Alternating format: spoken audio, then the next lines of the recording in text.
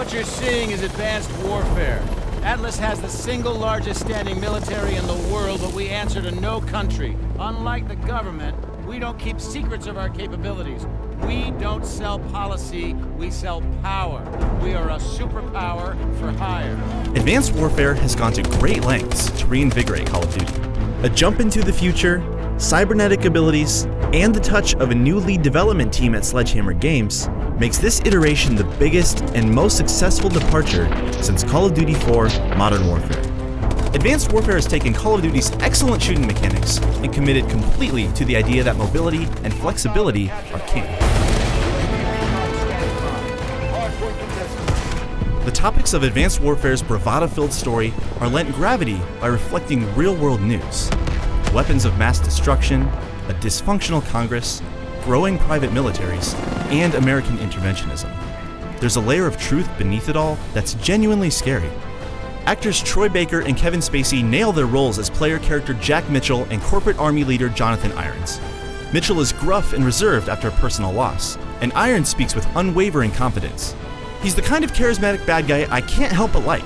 Their performances are enhanced by some of the best and most expressive character models I've ever seen.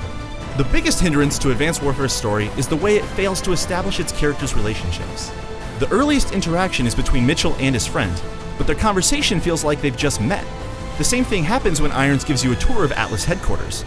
6 hours later, it ends with a confusing, cheesy moment that doesn't quite tie off the story.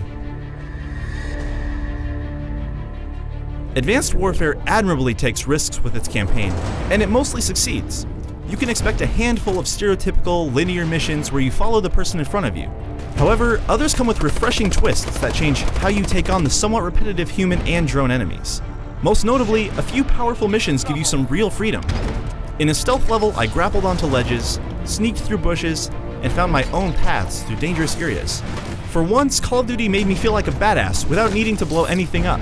What's truly impressive, though, is how Advanced Warfare occasionally pulls off action worthy of a QuickTime event without any button prompts.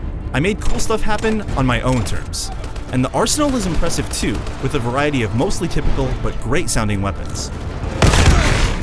Some really stand out, like grenades that highlight enemies, or lasers that cut through armor. The most annoying part of the campaign is that we don't have access to the full range of exo movements, like boost jumps and dashes, in every single level. Having that liberating power taken away feels crippling. You do get to use the exosuit all the time in multiplayer, and it's the kind of change I was looking for in Call of Duty. It's intuitive, fun, and it affects everything you do. After just a few matches, I was jumping through windows and onto buildings to get the drop on enemies below. If someone shot me first, I was able to get creative with how I escaped. In modes like Capture the Flag, I felt like I had to be on top of my game, and when I scored a kill, it felt hard-earned and well-deserved. Suits also come with power slots for skills like invisibility, enhanced speed, and more. They're all fun and useful in different ways, but I often found myself completely ignoring the powers that take a second to activate. When you take a fast shooter and make it even faster, that second is the difference between life and death.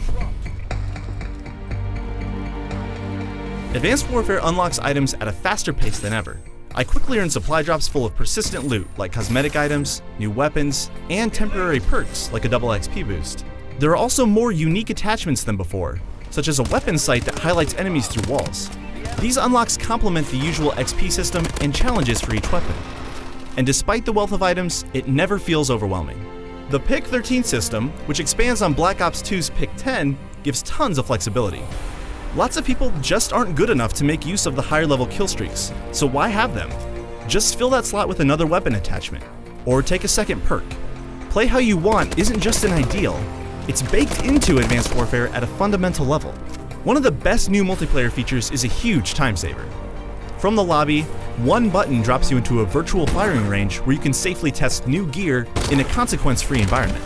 It's convenient and useful, and it should become standard in any loadout-based multiplayer shooter. The new collection of maps and modes make great use of the exosuit to create variety. Maps encourage both vertical movement in some areas and more traditional Call of Duty action in others. Modes like Uplink and CTF benefit from a hectic pace, and others like the One Life Only Search and Destroy rein you back in. There's even a noob-friendly multiplayer environment that kicks out anybody with a high kill-death ratio. It ensures that you can kick back and enjoy yourself without sweating over the competition. The third mode in Advanced Warfare is a wave-based cooperative mode where the fun comes from never knowing what's going to happen next. One moment you're fighting attack dogs, then you're collecting intel, and then you're fending off giant robots.